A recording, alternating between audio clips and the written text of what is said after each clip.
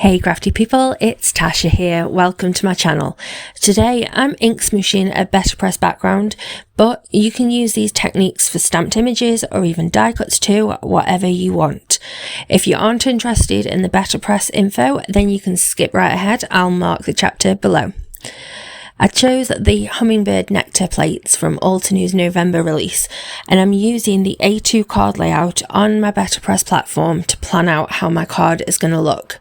Then I'm going to ink up with Spellbinder's BetterPress black ink, adding an A2 panel of their porcelain cotton watercolour paper on my clear platform, running it through my Platinum 6 die cutting machine, steady and slow, and then lifting to reveal a stunning card panel. I quickly heat set that ink, but you could just leave it to dry. And now I'm taking Altenews fresh dye ink and I'm pressing the pad down on some plastic packaging that I had laying around. To get some variety of tone and colour, I'm adding little bits of a slightly darker colour too, and then I'm spritzing it over some clean, clear water, and this water is just going to let those inks flow and blend. I bring in my card panel and turn the packaging over, laying it on the flowers and pressing the colour around with my fingertips.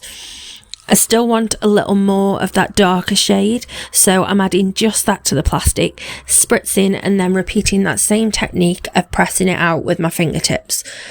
This is like ink smooshing, but you get some control over where it goes because you're using that clear packaging and you can see exactly where it is.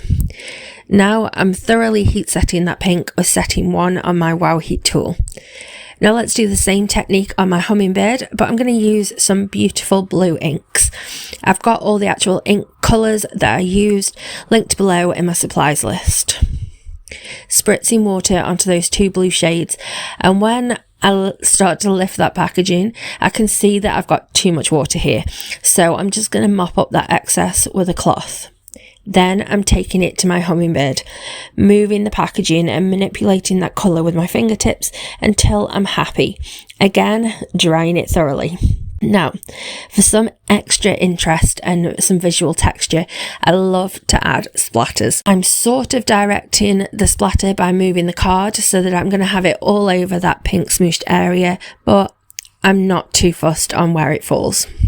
Now repeating the exact same technique with blue ink over my blue section. Just to stop the leaves looking quite so bare, I'm adding a really small amount of grey watercolour to create shadows. Now you can totally leave it like this, but I love to step it up by adding some shading. Here's the before and after. It's totally subjective, but personally I think the difference is well worth those extra few minutes and the effort. I'm taking a nice sharp pencil crayon to deepen and define the edges of the flower, and also in any areas that there would naturally be some shadow.